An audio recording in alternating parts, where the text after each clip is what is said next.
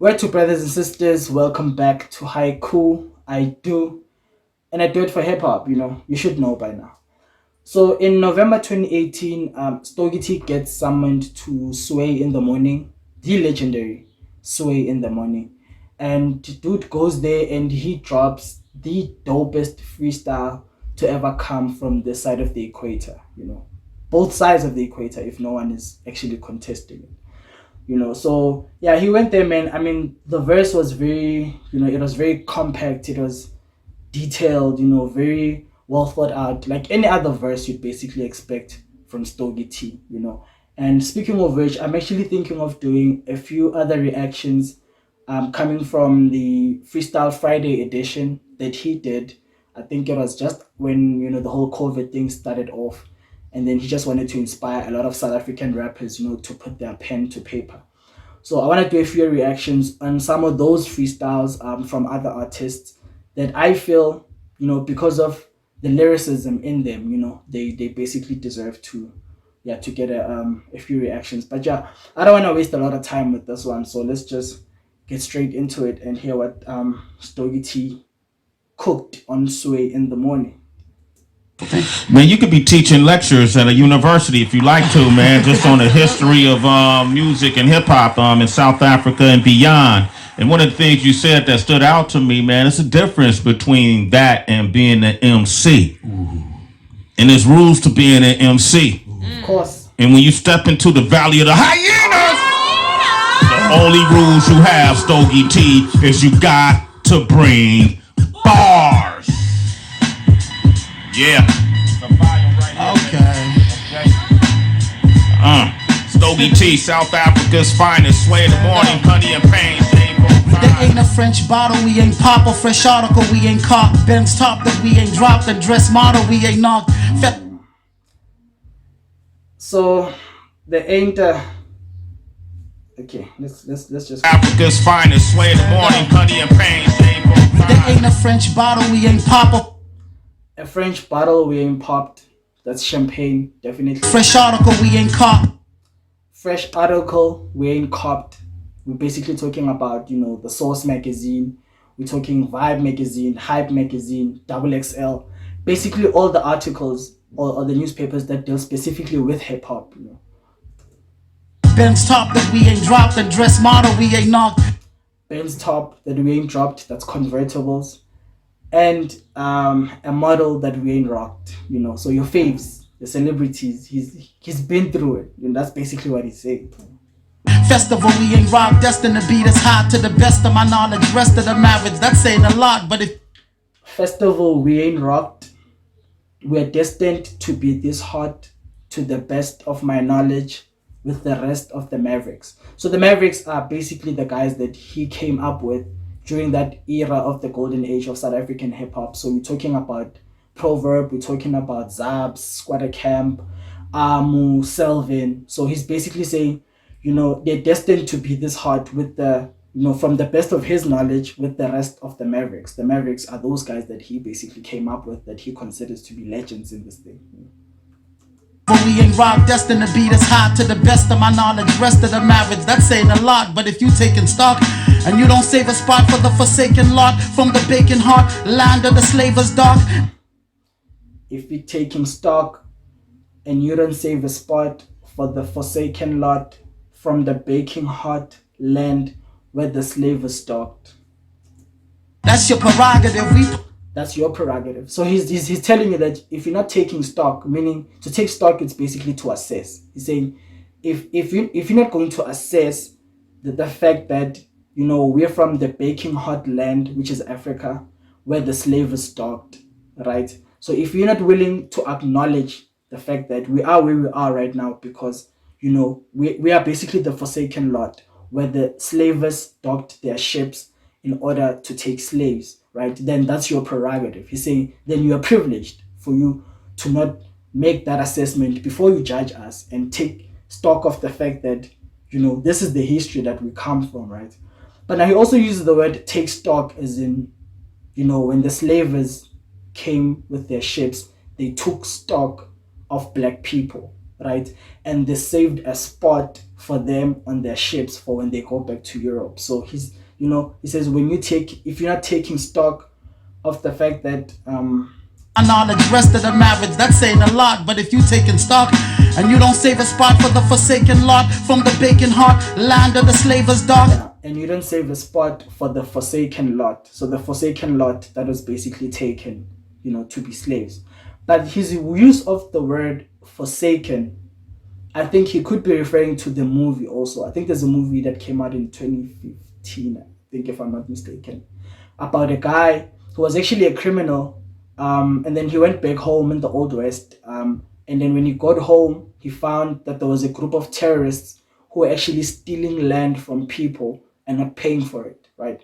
So I could be wrong, I could be reaching, but for the fact that he used forsaken in that sentence, the storyline in the movie basically is similar to our storyline as a continent. That the slavers came into our land and then they took the land without paying for it. So I could be reaching, but I think his use of the word forsaken lot in forsaken in that sentence could be a reference to that movie as well, because the storyline in that movie is basically similar to what happened to us as Africans.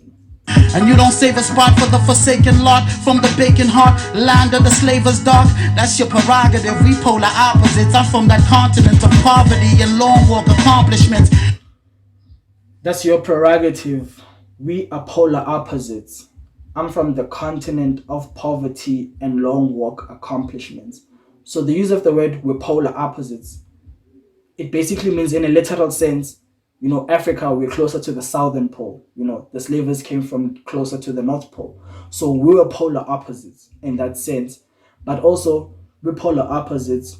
We're from the continent of poverty. So we're from a continent of poverty. They came from an area full of wealth. So that's the other opposite.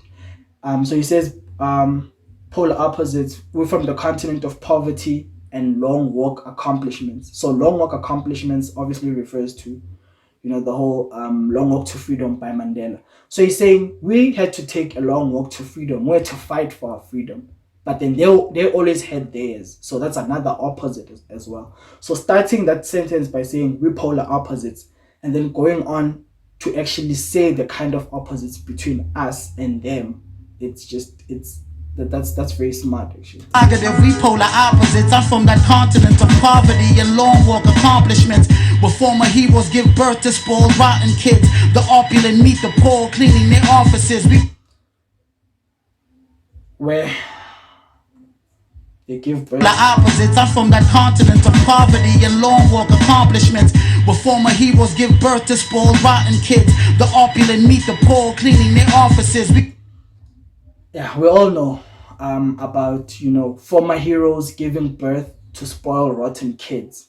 I mean, in our country, even right now, it's kind of like a buzzword. The whole corruption thing about children of leaders who are actually benefiting from state tenders and all of that. So he's talking about that bunch of spoiled brats whose parents actually were part of the struggle, but are now, we consider them as former heroes. They're part of our government, but their kids are now benefiting from all this money, that government has actually been entrusted with, And on the other hand, the opulent meet the poor cleaning their offices, right? The opulent being the wealthy. And we all know that's basically what happens in corporate, where, the CEOs run into, the cleaning lady, who are busy cleaning their offices. Heroes give birth to spoiled, rotten kids. The opulent meet the poor, cleaning their offices. We push rocket ships like Elon Musk. Charge the whip, but still stuck in shit, cause we don't got a pot to piss in. Say, you see that line right there? We push rocket ships like Elon Musk, charge the whip, but still stuck in shit cause we don't got a pot to piss in. Now he's basically talking about our education system, right? And what I mean by that is we push rocket ships. Now I actually made this today. If you were born in the 80s, you probably did one of these. With if like with the A4 page, we used to build rocket ships like in the classroom when we were bored. And we literally push these things around. around in class, just to play with them. So when he says we push rocket ships, we pushed rocket ships literally, right? Like Elon Musk. Elon Musk is the billionaire who's actually South African, like Elon Musk. So we also know like Elon Musk owns SpaceX, which is pioneering the whole space flight thing. So he's saying we push rocket ships like Elon Musk. We pushed rocket ships literally, but Elon Musk pushes rocket ships, right? Like Elon Musk charged the whip. Charge the whip refers to Tesla, right? Because you charge the Tesla whips. But also that speaks to our corporal punishment in schools, right? But I think it was like outlawed in 1996. So after 1996, you're not allowed to beat children in school. But we do know that it still actually happens in our township schools, right? So that's why he's saying we push rocket ships like Elon Musk charge the whip. We still charge the whip, right? But because it's Elon Musk, the Tesla cars get charged as well. Charge the whip, but still stuck in shit because we don't got a part to piss in. Now, in 2014, there was a huge story that broke out about a child in the province of Limpopo, where the child actually fell onto a pit toilet and the child unfortunately passed away. So, in keeping with that rhyme scheme up describing our education system, he says, we're still stuck in shit because we don't got a pot to piss in. So the child was stuck in shit, meaning in the pit toilet, because we don't got a part to piss in, which is like a toilet seat. The pit toilets are basically toilets that do not have a toilet seat. So the child was stuck in that shit because they didn't have a pot to piss in. But the other meaning to that is obviously if you're stuck in shit because you don't have a pot to piss in, it means you're stuck in a difficult situation because you don't have the necessary resources or commodities in order to better yourself. So that whole rhyme scheme there is so intense. Like he was able to say so much by saying little. We push rocket ships like Elon Musk charge the whip. Elon Musk is a South African, who basically pushes rocket ships, charges the whip Tesla, but we still stuck in shit because we don't got a part to person because we don't have resources. So that scheme about our education system is just it's insane. Elon Musk charge the whip, but still stuck in shit cause we don't got a pot to piss in. Say God forgives as you give the church half your shit. I'm bugging still, we can tell a pastor from a pimp. It's Roman Catholic, it's Anglican, it's African tribesmen, migrants, shit, it's masked men kidnapping kids. They say God forgives if you give the pastor half your shit. I'm bugging, but still we can tell a pastor from a pimp. Which is true because, he's saying, I get that if you give the church, like God will forgive if you give the church half your shit, right? We know that's in the Bible, like when you pay your tithes, right? But he's bugging, right? He's confused because, hey, I can't tell a pastor from a pimp, right? So I could be giving half my shit to someone I think is a pastor, only to find that the person is actually a pimp, right? So he's bugging to say, hey, I'm bugging because still I can't tell a pastor from a pimp, And then he goes on to name these people that could possibly be pimps. He calls them, it's Roman Catholics, it's Anglicans, it's African tribesmen, migrants, shit. It's masked men kidnapping kids, right? And the masked men kidnapping kids, it's basically a double meaning to say masked men kidnapping kids is people who use the face of being a pastor, but behind closed doors, they're actually going after the kids, So he says they are masked men kidnapping kids. All these people that he basically stated, the Anglo-Africans, the Anglos, all those people could be just masked men kidnapping kids. They are masking about being pastors, but they're not really pastors, right? But the other meaning to that as well is masked men kidnapping kids could be referring to the Islamic terrorist group Boko Haram, which actually did kidnap, I think, about 200 and something female students in Nigeria. So he could reference that as well to say, these are masked men kidnapping kids. That's basically all they are. These people who come across as pastors, but aren't really, they could be pimps at the end of the day. Catholic, it's Anglican, it's African tribesmen, migrants, shit, it's masked men kidnapping kids.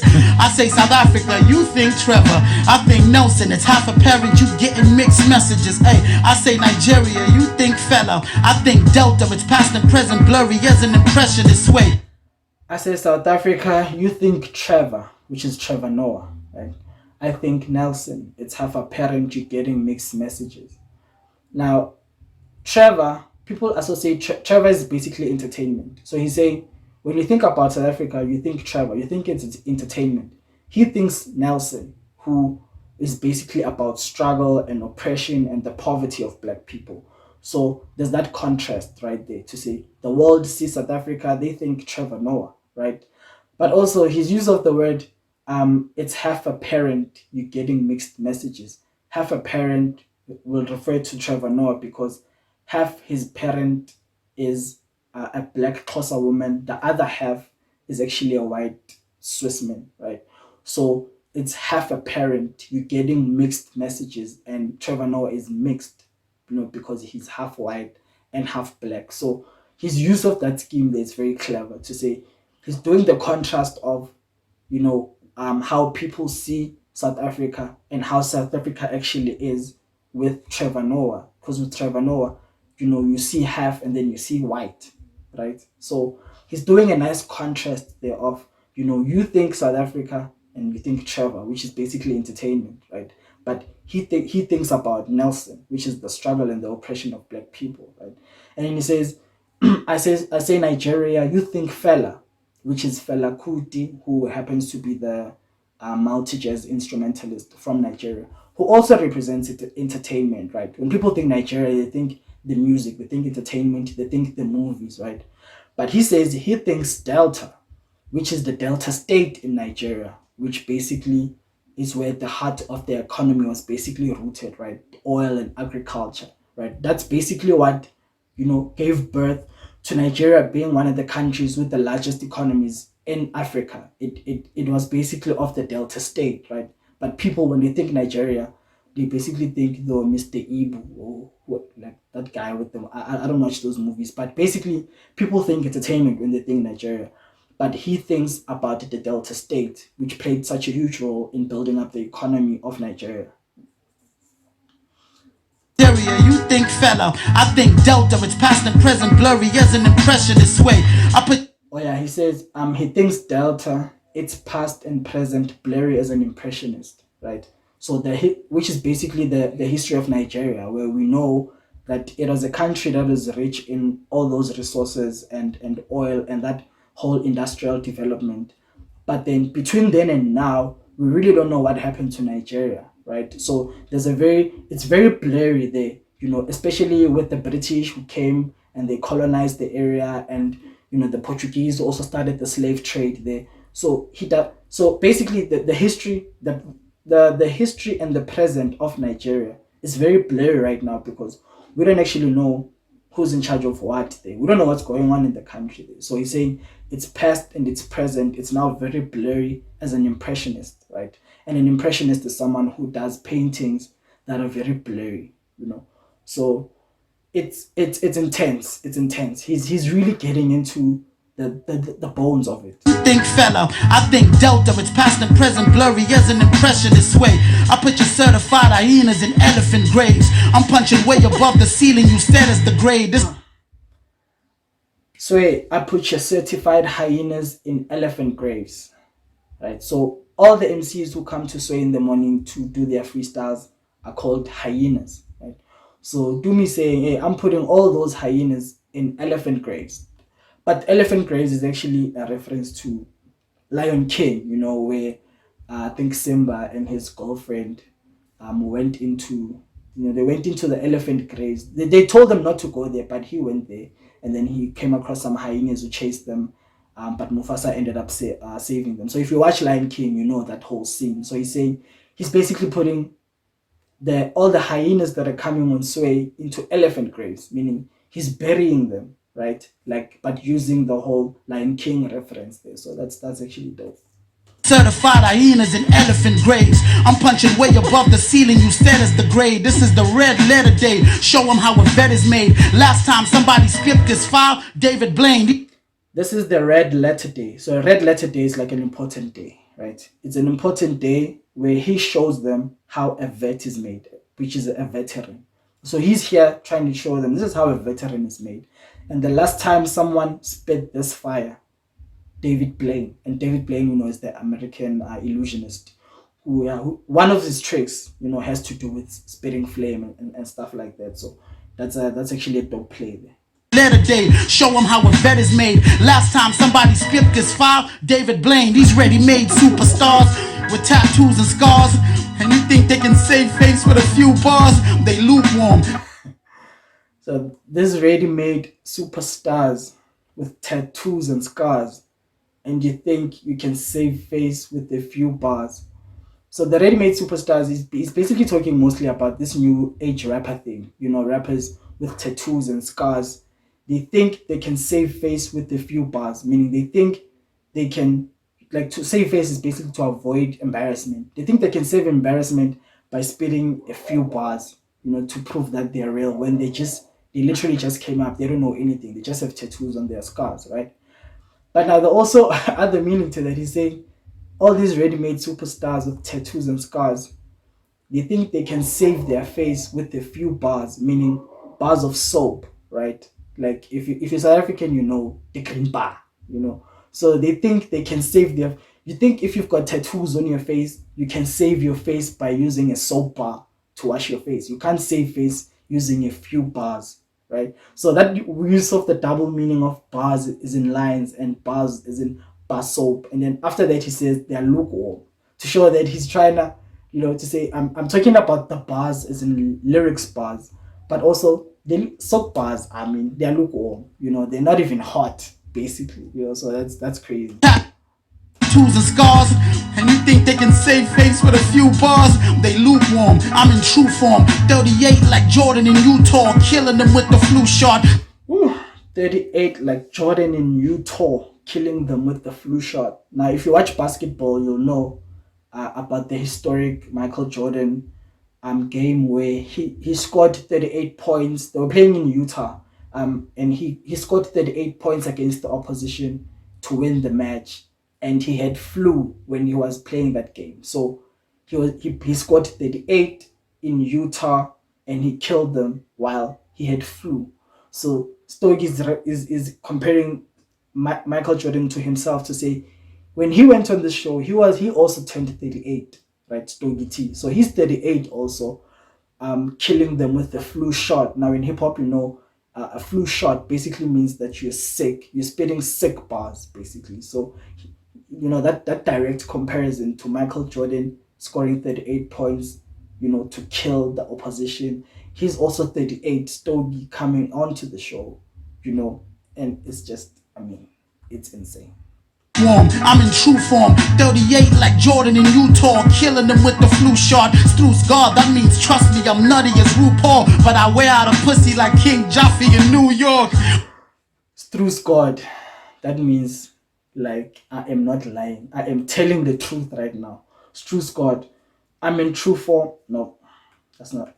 Form 38 like Jordan in Utah, killing them with the flu shot. Struce God, that means trust me, I'm nutty as RuPaul, but I wear out a pussy like King Jaffe in New York. Struce God, that means trust me, I'm nutty as RuPaul. Now RuPaul, we all know, is the American he's a drag queen, right? So he says he's nutty, and when someone is nutty, it's like someone is mad, someone is crazy. So he said, I'm crazy. But now another thing is his use of the word nutty and RuPaul, for someone who's a drag queen.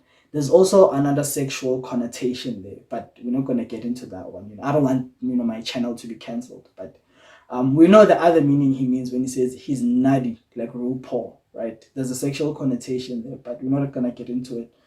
And he says, I'm nutty as RuPaul, but I wear out a pussy like King Jaffe in New York.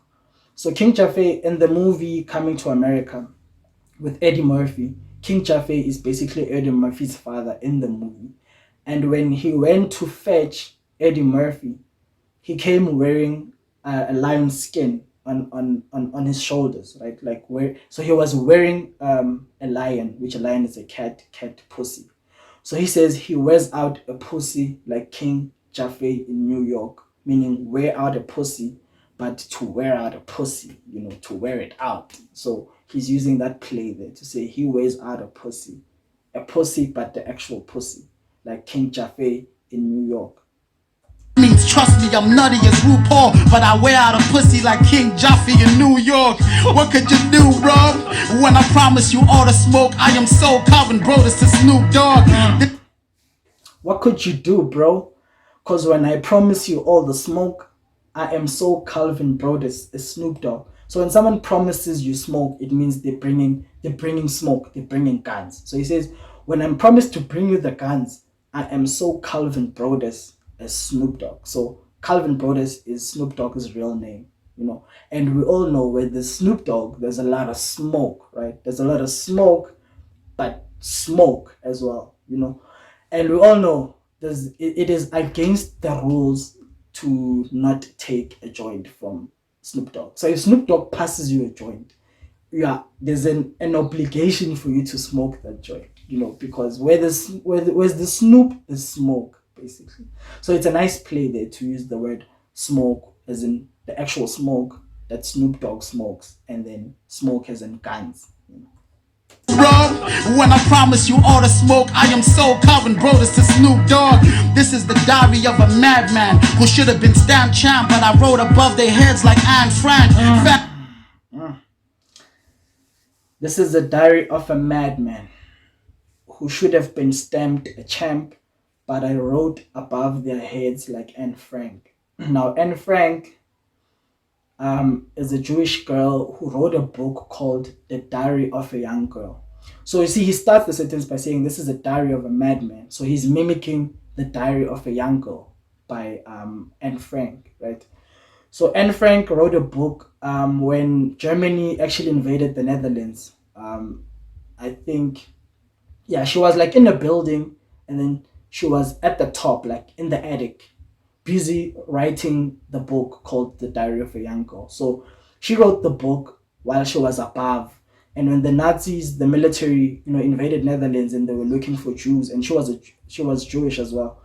So, they came into the house while she was on top, and they didn't find her. Well, the first time they actually didn't, right? So she wrote above their heads, meaning she was on the top while they were, the German soldiers were on the ground busy looking for Jewish people in order to take them to concentration camps.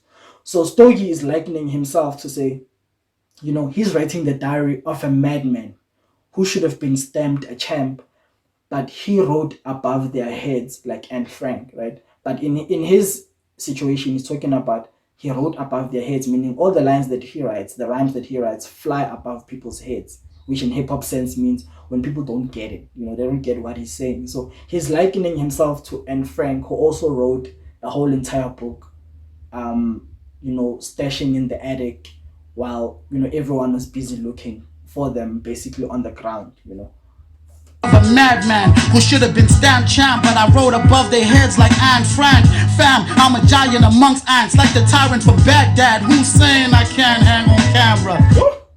I'm a giant among ants. Giant amongst ants, right? Okay, let's leave that part. But I'm a giant amongst ants, which you all know what a giant is. Among ants, meaning a giant can crush ants, basically. Like the tyrant from Baghdad, Hussein, I can hang on camera. The tyrant from Baghdad, we know, is Saddam Hussein, who was executed publicly for all his sins against humanity. So, he's using a nice play by saying, like the tyrant from Baghdad, Hussein, I can hang on camera. So Hussein, I can't hang on camera because Saddam Hussein was hanged, in public on camera. But he's saying I can't hang as in I can't chill. Hussein, I can't chill on camera. So that's very slick. I'm a giant amongst ants, like the tyrant from Baghdad who's saying I can't hang on camera. Grew up with hammers, M16 hammers, no dances, miss me with MC Hammer. Grew up on hammers, hammers are military vehicles, you know. So he's spoken extensively about how his parents actually went to exile because they were very active politically in the whole Umkhonto Wesizwe movement, right? So um, you know, he grew up around a lot of hammers, M16 hammers, which are actually, you know, also weapons, you know, that were used most of the time in the military. He said that at one point he'd check under the bed and there was a rifle there. You know, his mother actually had a lot of rifles under the bed and stuff like that. So he grew up around, you know, the whole military movement, around a lot of weapons. No dancers, miss me with MC Hammer. So he's telling you about the hammers he grew up around, right? The M16 hammers, but no MC Hammer, you know, so you can miss him with MC Hammer. Hammers, M16 hammers, no dancers, miss me with MC Hammer. I'm a cool G rap alumni, these my handlers, the cool fee Nas from NY, Jesus Medallion. Cool G rap is one of the founding, basically, when we're talking about rappers who started like a solid movement in hip hop, we took Cool G rap. He's one of the names that actually comes up in the conversation. So he says, I'm a Cool G rap alumni. These are my handlers, right? An alumni is someone who was part of a university. So he's basically saying Cool G Rap is one of the people who taught him the whole, you know, music, like hip hop game, because he used to listen into a lot of that music, right? These are my handlers. So a handler is someone who's basically in charge of treating and advising you and showing you the ropes. So that's where he learned the whole hip hop movement from people like Cool G Rap, you know. Alumni, these my handlers, the cool fee Nas from NY, Jesus Medallion. The Kufi Nas from NY. Nas, when he started back in the days when he was working on the Elmatic and the other album called I Am, he used to wear a kufi. A kufi, it's one of those, I think, yeah, Jewish people. I think a lot of Jewish people wear a kufi. So Nas also used to wear a kufi, and a Jesus medallion. It's a Jesus piece. We call it a Jesus piece now. So you know, he's a movement. So he's saying he's a movement of that whole Cool G rap and the Nas who used to wear a kufi and a Jesus piece, basically. Rap alumni, these my handlers, the cool fee Nas from NY, Jesus Medallion, reading Langston Hughes, El Hajj Malik Shabazz and them shit, in the pocket like the Autobahn assassin. Reading Langston Hughes. Langston Hughes was an American poet, and he did most of his poetry over like jazz music, right? Now, the reason why Langston Hughes is important to hip hop is because basically jazz is the father of hip hop. When you listen to like the entire boom bap generation was inspired by, you know, a lot of producers sampling a lot of jazz records. So Langston Hughes was using poetry over a lot of jazz music, like jazz influenced music. And in a technical sense, maybe because at the time the term rap wasn't coined just as yet, but spitting poetry over jazzy, we don't want to call them jazzy beats, but it was like jazzy instrumentals. That was actually hip hop. But at the time, it wasn't called hip hop. It wasn't called rap, you know. So he says he's basically, you know, he's just read you know, poetry from people like Langston Hughes, who, if we are to be really technical, was one of the people who founded hip hop without even knowing that they were actually doing hip hop when he was spitting his poetry over that jazz music, you know. So he says, reading Langston Hughes, El Hajj Malik Shabazz. El Hajj Malik Shabazz is Malcolm X. You know, we all know Malcolm X. Malcolm X is basically, Malcolm X was to the US what Julius Malema is to our country right now. He was a revolutionary, but a lot of people, they found Malcolm X to be a too, like he was that guy. He wasn't like, you know, a Martin Luther King who was more, let's talk about it, let's engage, you know. Malcolm X was straight out fuck white people. You know, these people have oppressed us, fuck white people. We need to go at them. So he was like a Julius, he was very aggressive in his approach towards politics. He was very like, hey yo man, you know, fuck these white people, you know. Where else Martin Luther King was a bit more, no, let's talk about it, let's engage. So a lot of people have, he's very, they find Malcolm X to be very polarizing, that there's a group of people who really really, were into him. And then there were those who was like, no man, he's too militant, this guy. So that's why I say he was more like Julius Malema, where people were always on the fence about him, like, this guy's, So he's saying he's basically letting them know that he's read, the history and the literature of people from that other side. Langston Hughes, El Haj Malik Shabazz and them shit. In the pocket like the Autobahn assassin. Oh, in the pocket like the Autobahn assassin. So the Autobahn ballroom is where Malcolm X was assassinated. And the significance of that is there was a lot of talk around, because when they say someone is in the pocket, they basically mean they're being funded to do something. Like someone who's an assassin, they were in the pocket of the US government. That's what a lot of people believed. That the person who assassinated Malcolm X, was actually in the pocket of the US government, right? But in hip hop terms, when you're in your pocket, it means you're basically you're within your skill, right? You are shining in your lane. So he's saying he's on the pocket like the Autobahn assassin, but in a hip hop term, which means when they say a rapper is in their pocket, it means they're killing the shit. They are riding right exactly where they need to be riding.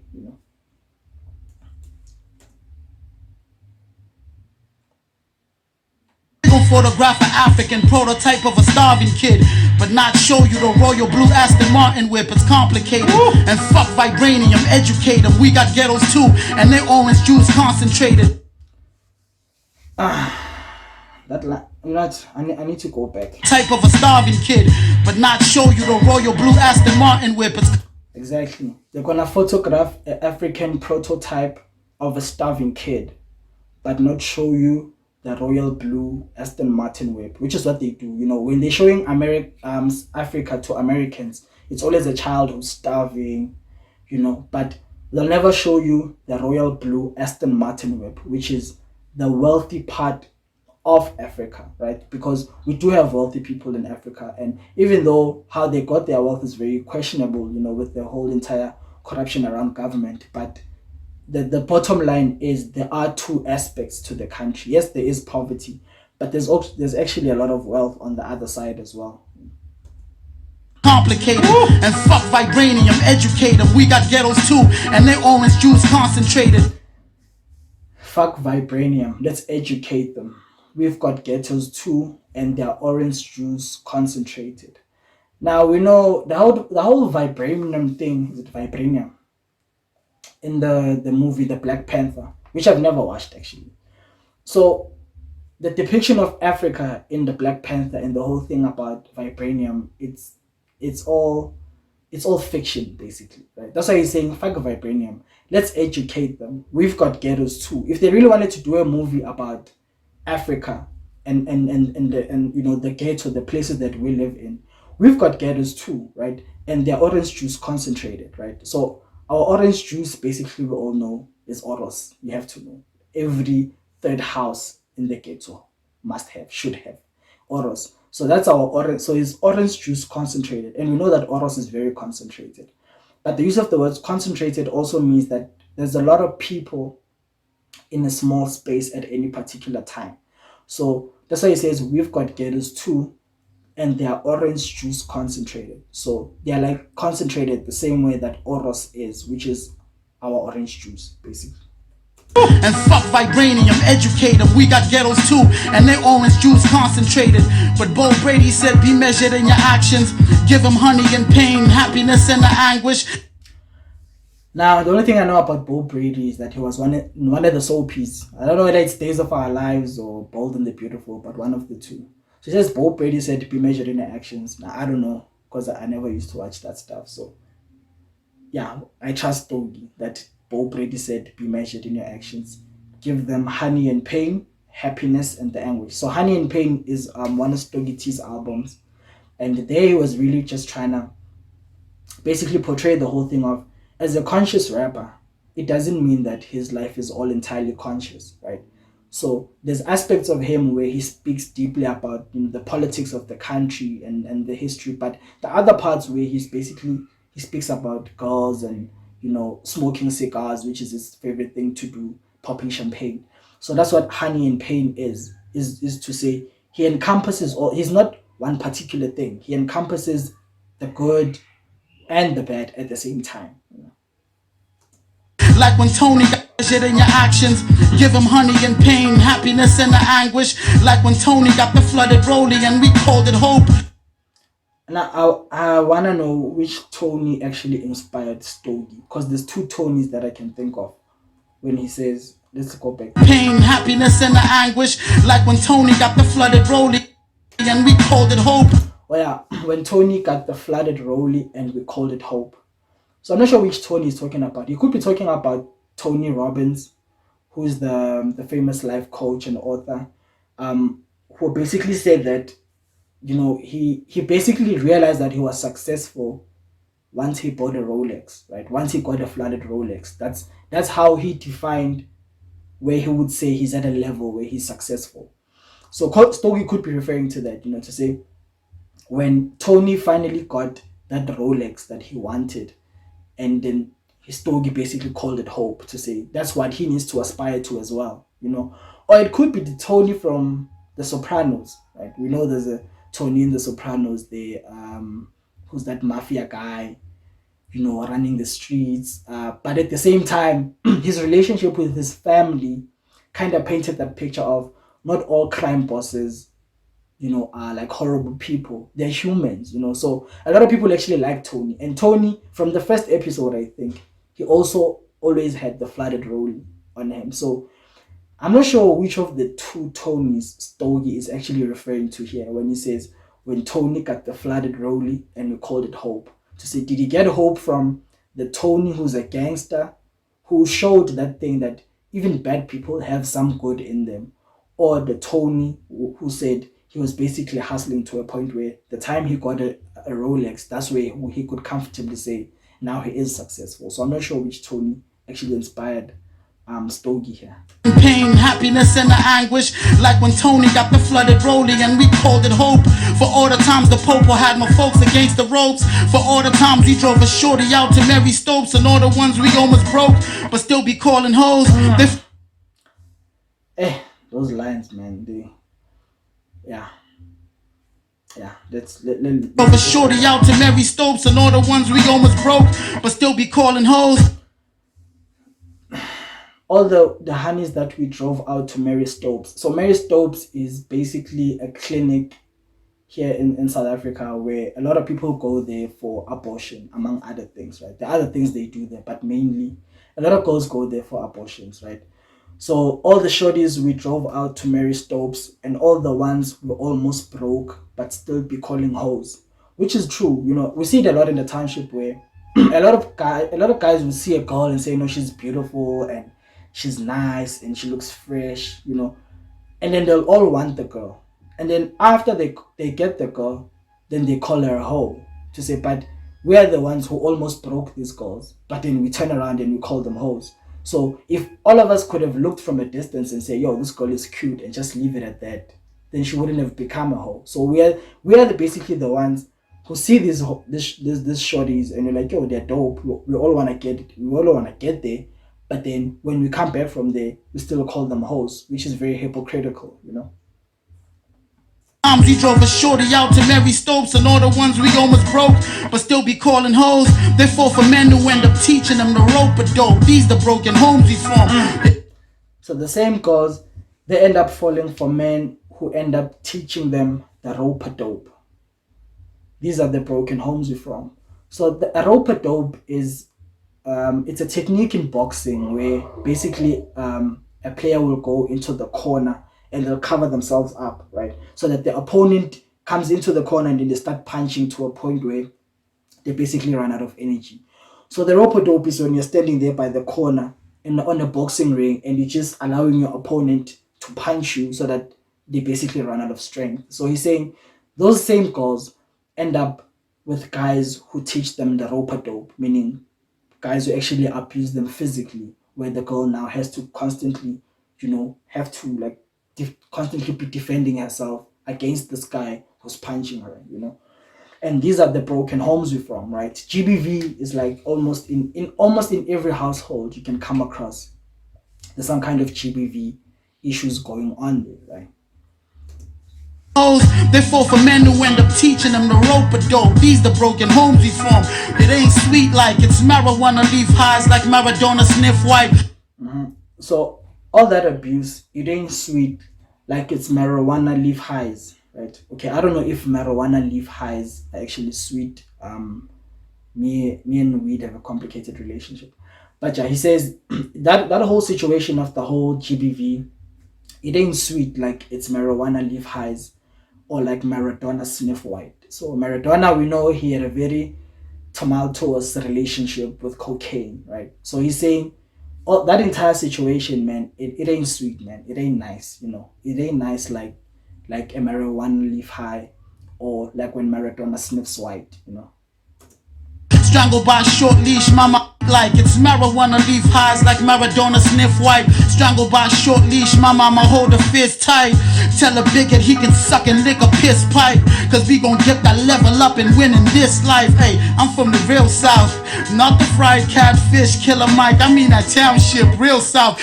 I'm from the real south, not that fried killer fish, that fried catfish killer Mike. I mean the township, real south. That's basically where I am, the southwestern township. So he's saying there's a musician who's called Killer Mike, who once made a popular song back in the day called Southern Fried, right? So he says he's from the real south, not that Southern Fried type of stuff that Killer Mike was talking about in his song. No, he's from the township, the real south, which is basically, where we are, the southwestern township. So wait. Real south, not the fried catfish killer Mike. I mean that township, real south, where blacks go through hardship like a round trip flight. It's batshit backwards for the wrong skin type. Where blacks go through hardships like a round trip flight. A round trip flight. A round trip flight, it's like you leave Joburg, it starts in Durban, it goes to Cape Town, and it comes right back to Joburg. So you basically leave where you are, you go somewhere only to end up exactly where you started, right? That's what a round trip flight is. It seems like it's taking you somewhere, but it's taking you right back to basically where you started, which is that's what black people go through every month, right? With their salary, you get paid today, and you kind of feel like you're going somewhere, and then during the course of the days, the money ends, and what you wait for the next payday, and you're right back to square one. So blacks are just going through hardship like a round trip flight where you feel like you're kind of going somewhere, but you're going right back to where you started. You go from a Monday to a Friday with the excitement, Friday, Saturday, Sunday, Monday, you're right back to square one. And you basically that's what he's comparing to when he says when black go through hardships like a round trip flight where the hardships are like one circular thing coming back to the right point at all the time. Through hardship like a round trip flight. It's batshit backwards for the wrong skin type. It's bad shit backwards for the wrong skin type. We know the racism in our country. We're not even gonna unpack that. Hardship like a round trip flight. It's batshit backwards for the wrong skin type. And I am disliked, but I don't give too many fucks. When they set the bar, I look back and tell them where it was. He is disliked, right? But he doesn't give too many fucks. And the reason Stogie gets disliked a lot is because he's too devoted to the art form, right? To a point where he sticks so much to the rules of the game that even to a point where most people, because people like stuff that's oversimplified, right? People don't like music that's very challenging. I mean, this freestyle alone, like it says so much, so while saying so little, that a lot of people don't like. People have very short attention spans. That's why TikTok is such a huge thing now, because people literally like, they listen the first 5 seconds like, I know this thing is a lot.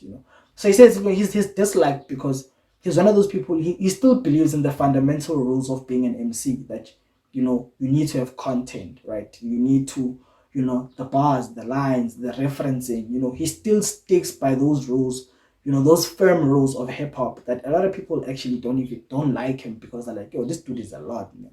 But that's because people, they don't like music that's very challenging. A lot of people don't like. People just want something that's very easy on the ear. Something that they can just take at face value and run with. So And not a lot of people like Stogie. I do though. But I don't give too many fucks when they set the bar. I look back and tell them where it was. This shit ain't for everyone. Second cousin and aunt taking the dump on our culture for a radio chart. Hey. Now I may be reaching. When I first heard this line, like this shit ain't for everyone, second cousin and aunt, right? The scenario that came to my head is, when you say this shit ain't for everyone, like when you're talking about a nuclear family, like in the house, it's a mother, a father, and the kids. That's a nuclear family, right? So the shit in the house ain't for everyone. It's for, like, literally the shit and the sewage system. The shit ain't for everyone. It's basically the people in the house. And the people, when he says not for everyone, he means your second cousin and aunt, even though they're all family. They're not part of the nuclear family. So that shit ain't for everyone. And he's speaking about his music. To say his music definitely ain't for everyone, right? So his shit, which is the obviously speaking about the music, and the type of raps that he's bringing, basically in for everyone. Second cousin and aunt, right? So yeah, I could be reaching there, but when I first heard it, I'm like, this shit ain't for everyone. Second cousin and aunt. The picture's like, okay, the shit in the house ain't for everyone. Only people who live in the house, are part of this shit. Basically, I don't know though. One second cousin and aunt taking the dump on our culture for a radio chart. Exactly, shit, like the shit in the house taking a dump on the culture for a radio chart, which is what a lot of people are doing now when they're disregarding, the principles and the rules of the game, and they're just in it just to make money or just to be famous, right? They're taking a dump on this culture thing just for a radio chart, just so that they can pop tomorrow. Ain't for everyone, second cousin and aunt taking the dump on our culture for a radio chart. Hey, but I ain't mad at you, might even dance to it, and half the world can watch me Thanos snap to it. I ain't mad at you, might even dance to it, but half the world can watch me Thanos snap to it. Now I'm not a huge fan of the whole DC and Marvel movement of movies. But I do know there's a guy named Thanos who snaps his fingers and things disappear or something like that. So what he's saying is half the world can just watch me snap, or half the world is. I think there's a part in the movie about Thanos where he wants to snap his fingers so that I don't know whether half the universe can disappear and they can start over again. I don't know, something like that. But I haven't watched the movie, but I know that what he means in that sense is, he ain't tripping over the whole people, taking a dump on our culture for a radio chart, right?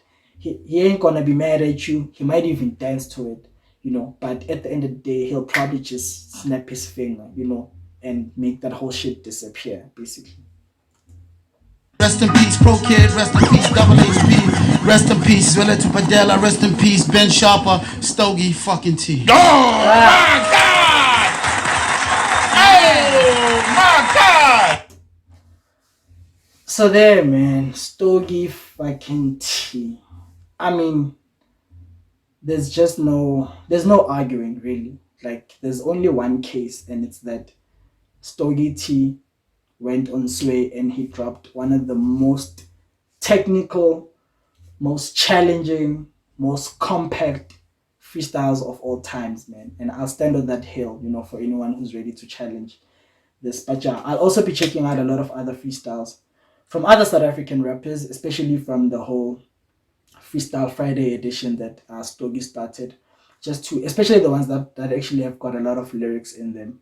But yeah, I hope you guys actually enjoyed this reaction. And remember, man, take care of your mental. And yeah, peace and love. I am out.